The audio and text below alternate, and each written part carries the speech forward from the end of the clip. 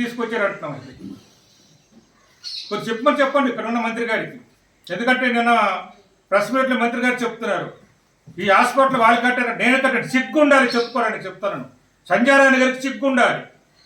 మీరు ఇటుకు బెడ్డలు వేసారు, కనీసం పునాది వేసారా అడుగుతున్నాను. ఈ హాస్పిటల్కి మీరు పునాది వేయలేదు. దగ్గర 70-75% మేము కట్టించాం. కరోనా కారణంగా నిధులు కాస్త లేట్ అయ్యారు, దానివల్ల ఆగింది. నేను కట్టించానని చెప్పుకోవడానికి సంజయ్ రాణి గారి టీడీపీ సిగ్గు ఉండాలి. మళ్ళీ చెప్తున్నాను నేను ఆయన సిగ్గుపడాలని చెప్పుకోవడానికి. మేము ఎప్పుడైనా సిగ్గుపడాం. పాంచని బ్రిడ్జ్ ఉంది, కిరణ్ కుమార్ రెడ్డి అప్పుడు నేను తీసుకొచ్చాను. అనే కారణాల వల్ల నేను పునాదులు వేయలేదు. వాళ్ళు పునాదులు వేసారు, చివరిలో వదిలేశారు, నేను పూర్తి చేశాను. అయినా నేను సెలవు పలకం పెట్టుకోలేదు. అక్కడ ఆ కిరీటాలకి ఇచ్చాను నేను.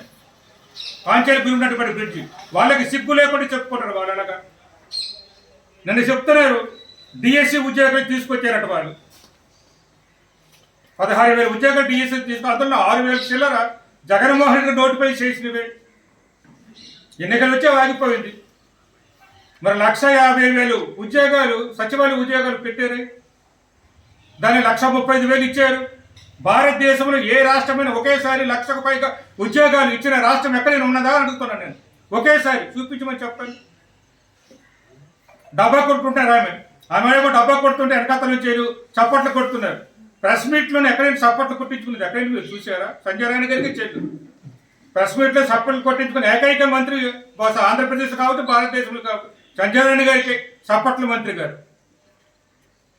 మీటింగుల్లో సాధారణంగా కొడతారు ఎవరైనా, ప్రెస్ మీట్లో ఎవరు సపోర్ట్లు కొట్టారు, వింటారు అంతే. ప్రెస్ మీట్లో సపోర్ట్ కొట్టండి అని అసలు కొట్టకపోతే వాళ్ళకి పని జరగదని అక్కడ వాళ్ళకి భయం.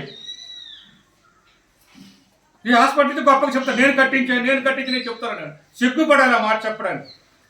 మీరు పునాదులు వేసిన తర్వాత కనీసం మీరు పునాదులు వేసాము ఇటుకబెట్టి చెప్తే కొంతవరకు అది చేశారని చెప్పడానికి. ఒక ఇటుకబెట్టి అయిన వాళ్ళు మీరు చివరిలో 4 లక్షలు 5 లక్షలు మేము 5 కోట్లు కరోనా వల్ల ఇవ్వకపోతే అది ఆగింది. ఇప్పుడు మీరు వచ్చారు, అది మీ బాధ్యత చెయ్యాలి. ప్రభుత్వం అంటే నిరంతర ప్రక్రియ.